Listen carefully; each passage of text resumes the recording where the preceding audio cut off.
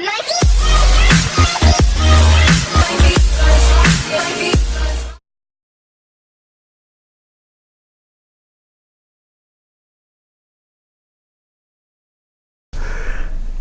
what's going on? I was asked quite a while ago about what do you do with a painting that's already fully dry and you want to correct something on it. Well, you just paint over it.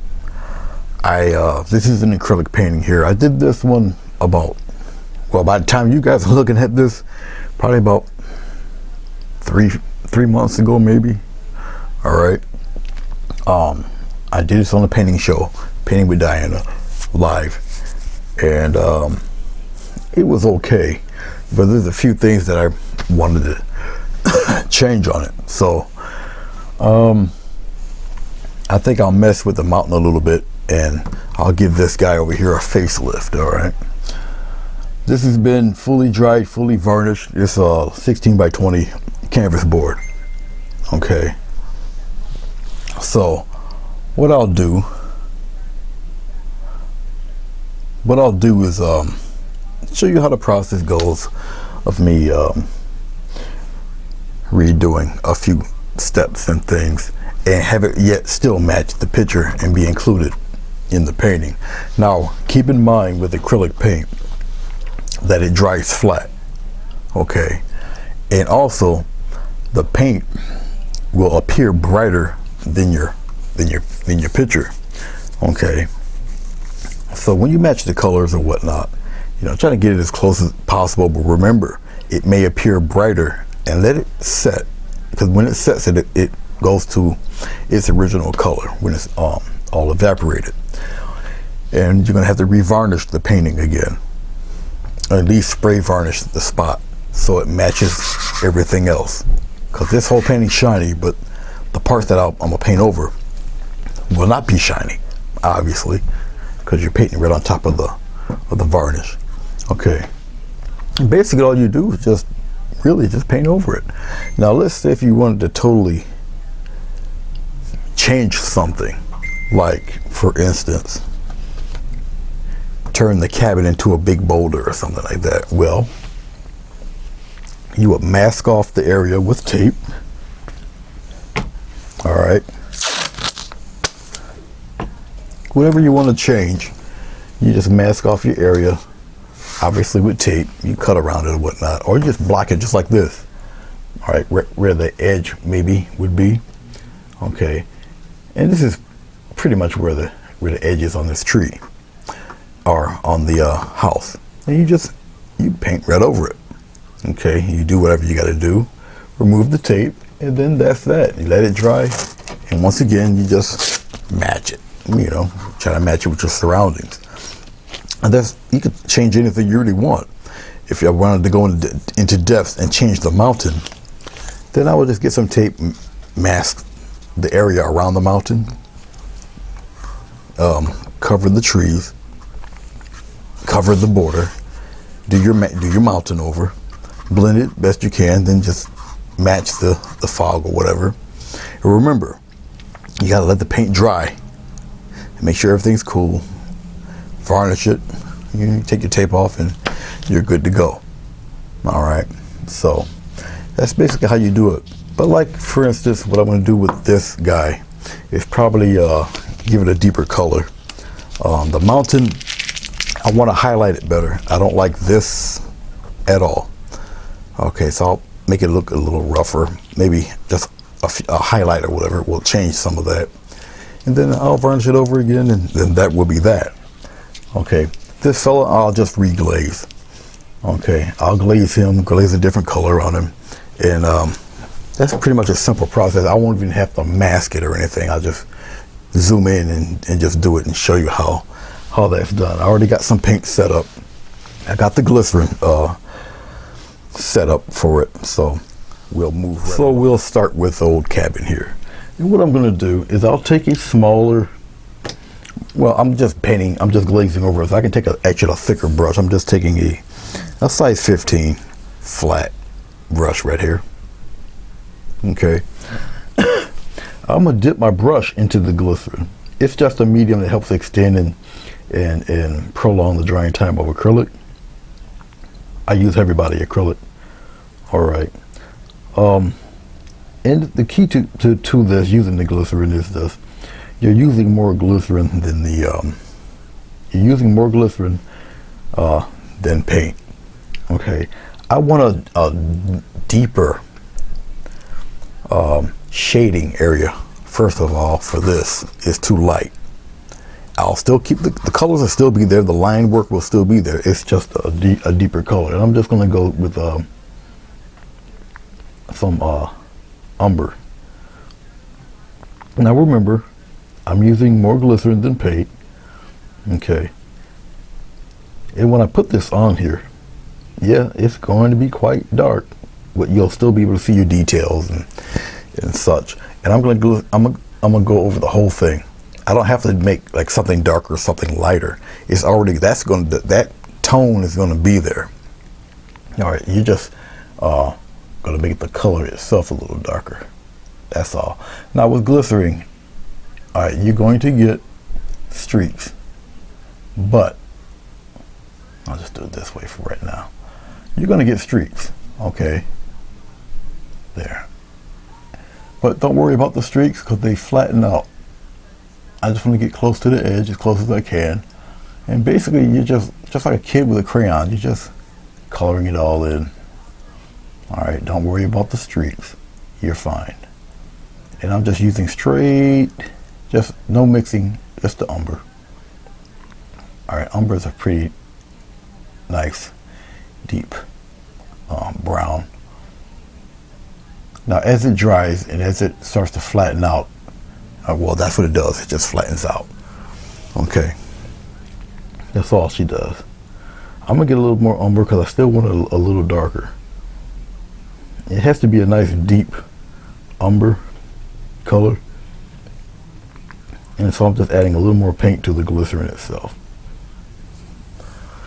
And let's see if I got it dark enough. I'll just go down here and do it. Right here. Now that's pretty much what I'm looking for. That deepness, just like so. And I'm going around the plants the whole 9 yards. Now this I like. Now this is the color I would prefer.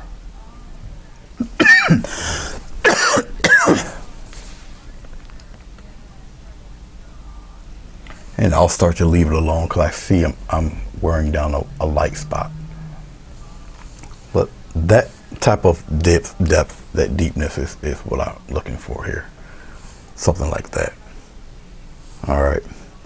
So that for me works fine.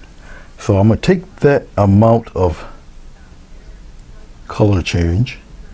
I will apply it to the roof. Even though I already put the glycerin on there. All right, I need something a little darker. And this, what I'm doing right now, this works perfectly fine. Just like this. And I'm going to bring it right down. Bring it all down. Don't worry, the glycerin expands.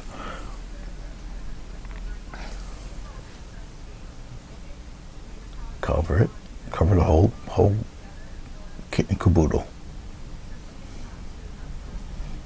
I'm doing a little bit of overlapping so that it all kind of connects. Okay. And then you leave it alone because you want to, by habit, I don't want it to touch that red rim there, so I just remove it with my hand. You can easily do that. And I'll leave it be. Really. Get the darkness the same and just leave it be. It'll dry up. All right. And this is pretty much what I like, what I'm looking for here. Okay. Now as it dry up, some of it may start to bead because you see a little bit of it here, and that's fine too. All right, let it do whatever. Don't panic. I just glaze it right on over, just like that. Very light. It's just a very light touch. It will dry on this, so have no fear with that. And just leave it alone. Now that I've definitely got that one side darker, okay. Oh, also remember that the time of day, this appears really, really bright, but what it is that the sunlight's hitting this board. It's got the shiny varnish on it. So, you know, if I put something dark over it to cover it, it will kind of even that really bright sun hitting it, and the varnish is shiny. So that's why it's so bright and almost look kind of like a lot of white in it. It's not. It's just a reflection of the daylight hitting that part of the board where I'm situated at. All right, so that's why it looks like that. So let's move over here while that's doing its thing, drying and whatnot. Let's go to this guy. This dude was really disturbing to me. Okay. Another thing with glycerin also is that water, because it is water soluble, and water, if you've messed up or whatever, if you don't want to wipe it away with your finger or whatnot, water cuts through this stuff like a hot knife through butter. So don't ever fret and worry about that. It will get rid of that stuff for you. Okay, I'm going to pick a very small palette knife. I have my little favorite. It looks like this. Now, the reason why I like this is because of that bent slope. But it's not too tall. All right. These flat edges, I really don't appreciate them. I don't like them. It just disturbs me. So I'm going to take a wee bit of titanium white and probably a little bit of yellow, and I'll kind of play with this a little bit. Okay. So what we're going to do here is that I'm going to take a little bit of yellow, a little bit of white. I'll mix it together here, and the slightest hint of this dark brown. And I'm just going to kind of add some highlights to this and kind of move it around a little bit, get some interest going. A lot better than I wanted. A little more brown in this. There we go. So I got a little more brown. And we're gonna do it again. So you can go over it again, do it again, whatever you feel. I'm gonna just tap, just like this, and we'll bring it down like that. Just tap and move around like that. Tap around here, just a couple of taps. Come on down there like that, and get some of this. Nope, ran out. Easy for you in this method of getting the texture. This method, it does wear your paint away a little bit, but that's okay. Just wear it right down. Come on down this way a little, because I just want to, like I said, I just want to change it a little bit. I didn't like the way it was looking, more or less. Pop some of that up in there, just a little texture. Come on down here, bring some of that out this way, and we'll join some of that. Just like that, just giving a whole new face to the rock itself. And then I'll just get it on the tip here, if I can get this, get the angle right. Just like that. I like the dark, so I'll just keep the dark. I'll just get rid of some of that. Now I can take what I just did right there. Now I'm gonna build on that with a little bit of white and now a little bit of yellow. I'm gonna aim this toward the tip of my palette knife, so I get a look like this here. You should see it right if the light hits it right there. All that's what I want. The little peaks that you see. Okay, that's what I'm trying to get at with those little peaks. All right, the brighter the color, the less of it you need. It's going to kind of pick up from the previous paint you laid down there. Just like that. So I'll play around with a little bit of brightness here and there on this fella. Just like so. Some of it will grab, some of it will not. Just like so. So it just looks like a little bit of sunlight's hitting off this a little bit, just a little. Just like that. I'm still looking at it here and there. I should be able to see. Now that's too thick, that's too heavy. Not good. Make it disappear. We're gonna tap that a little, get that a little bit better.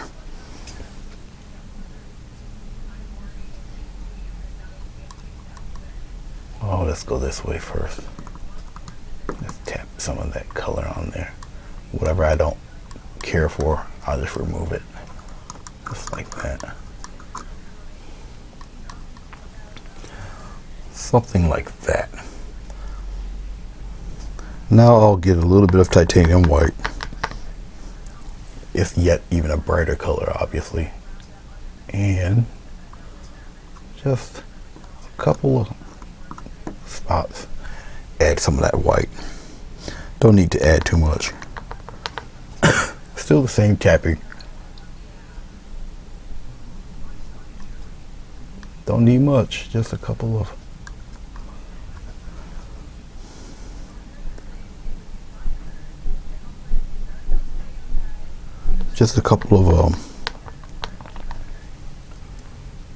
spots here and there. Then I'll blend all this together. Particularly around the edge here. Pretty bright. Alright.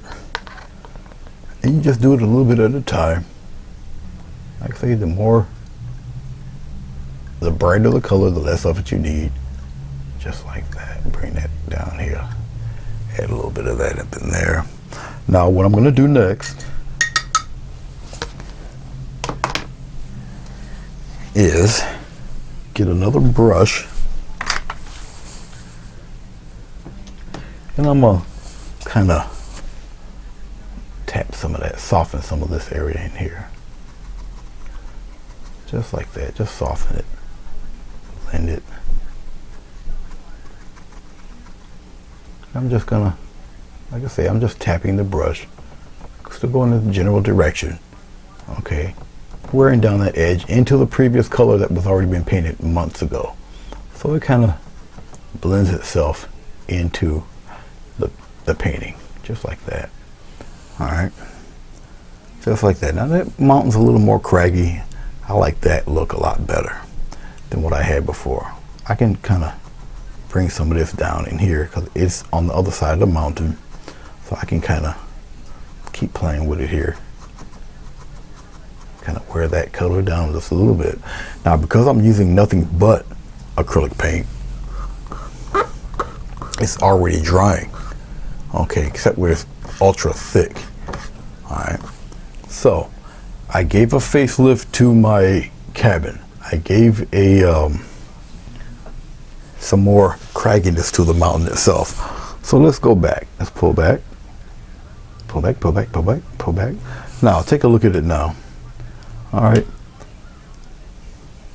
Now that is a little better. The mountain now looks like a mountain. Okay.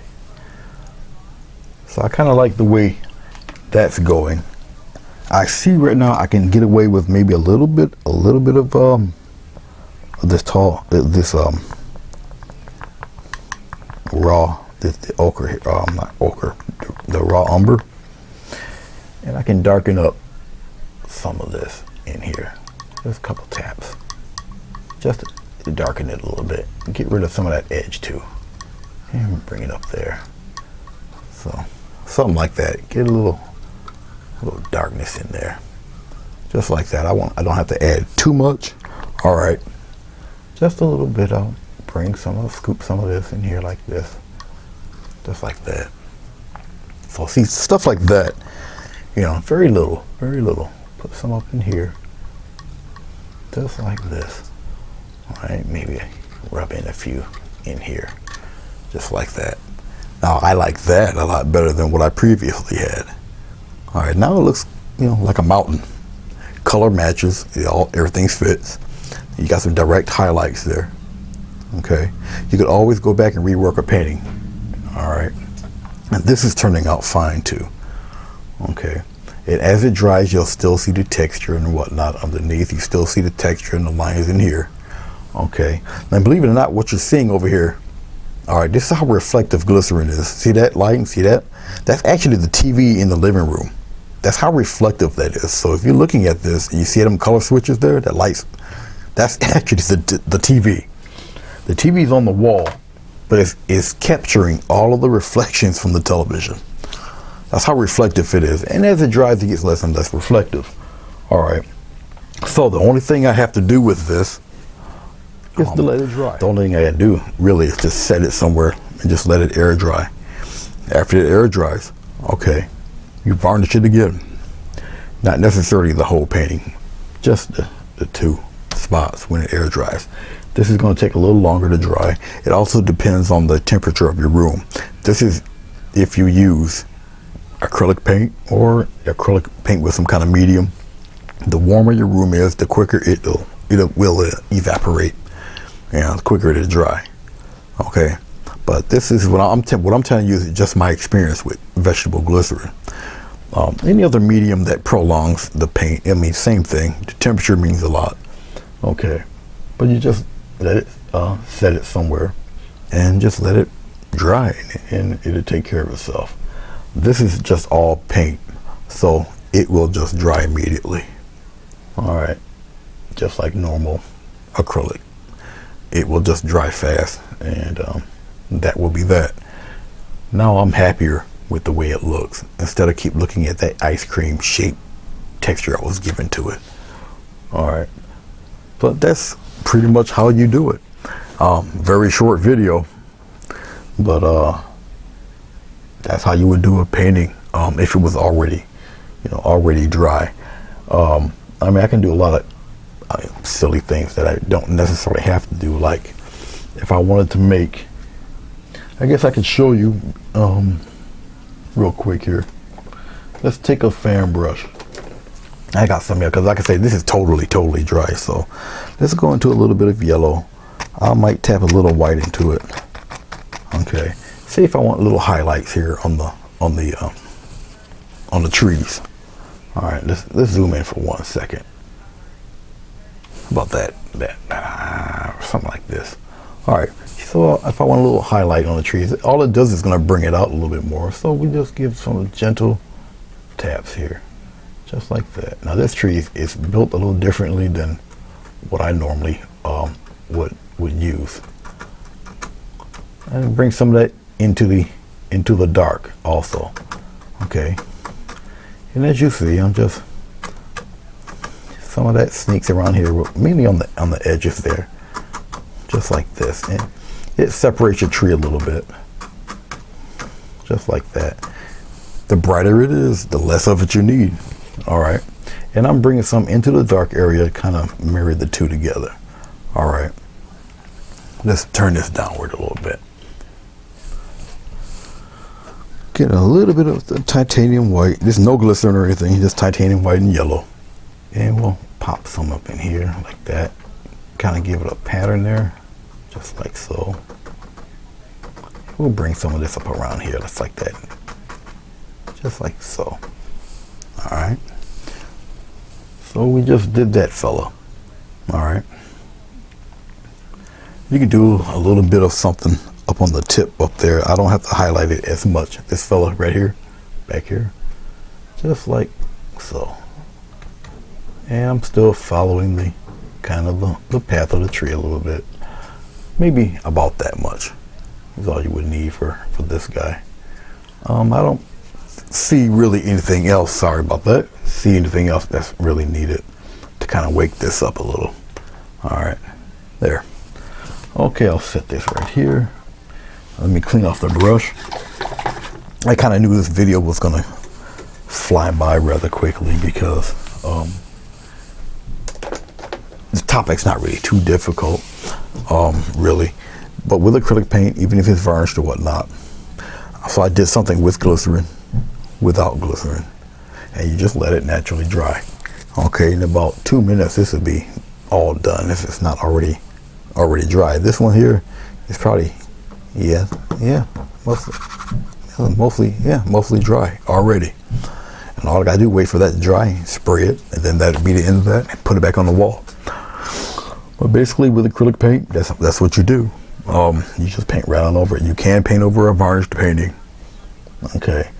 All it does is just, you know, it takes a little more to dry, because right now, obviously, there's nothing for it to soak into. It's on top of the varnish. So you just let it, you know, do what it do.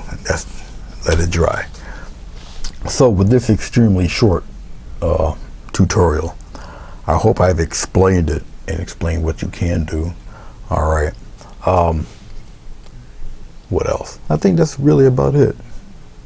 And if there's any other statements or questions, you know, you can put them in the comments down below. All right. Give me the thumbs up, thumbs down. Let me know what you think about the video. Obviously, my PayPal link and the Facebook page is, you know, in their respective spots like my other videos. So let me know what you think, and I'll see you when I see you. Take care.